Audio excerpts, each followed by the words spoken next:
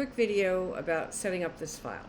Hopefully this will help a little bit. So this is my sample, boring, really not very well done emojis. I've cleaned up the file though. I only have these 4 artboards. I'd like you to do the same. And then I've got this file that I downloaded from our class drive. It's called InDesign Project 2 Templates. If you did 4 emojis, you can use this one. If you did 5 emojis, you can do this one. All right, so let's start. First thing I'll do is I'll say export, export as. And I'll go to, I'll put it in the project template file. I'll say new folder, and I'll call it PNGs. Just want someplace to put them. This is the important part. This little checkbox that says use artboards. And we want PNGs. There's a bewildering array of ways you can export these files. I'm going to use PNGs. And I'm going to say export them. Now, if you have a ton of gradients and drop shadows and blurs, feel free to use the high resolution. It'll just make larger files. If you've got lots of flats of color, you can stick with medium. I'm going to hit OK. And when I go here, there's my folder. Okay, this is what I want.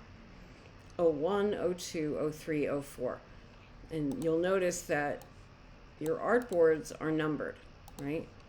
If I go to my artboards, each one is numbered. And those numbers are what are listed here. Okay? Now, so we're done now with Adobe Illustrator. I'm going to close that file. Now we're going to move into the wonderful world of InDesign. So I have 4 artboards. I'm going to use this one. I'm going to pop it open. And Command O is the keyboard command to center everything on the page. Let me clean this up a little bit. So basically what I have, if you look in InDesign, here's the toolbox, and this down here that says normal on the right hand side, if I come over here and hit preview, you notice all the rules and guidelines disappear. So let's stick over here. I'm going to click and drag to select all 4 boxes. I'm going to do File, Place, and I'm going to navigate to my PNGs. And I'm going to grab all 4 of my PNGs. And I'm going to hit Open. And I'm going to go, can you see the guitar, the first one? See how there's a little 4 next to the icon? It's telling me that all 4 of these images are loaded into the icon. So I can go 1, 2, 3, 4. Now, something that when people are first working with InDesign, they don't get. If I come up here and get my direct selection tool and I click on the box, this red box, this is the outside dimensions of my image. If I click and hold, I can see the image.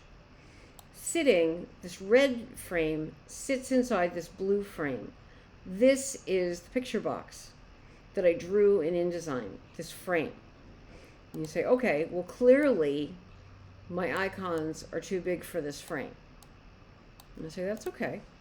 I'm going to grab them all again. I'm going to go to Object, Fitting, and this is important, fit content proportionally. We want a proportional scale. We don't want to squish anything. Et voila. There they are. And if I turn off the guidelines, there are my 4 icons. All right, you're almost done. You're going to go to File, PDF Presets. You can use smallest file size.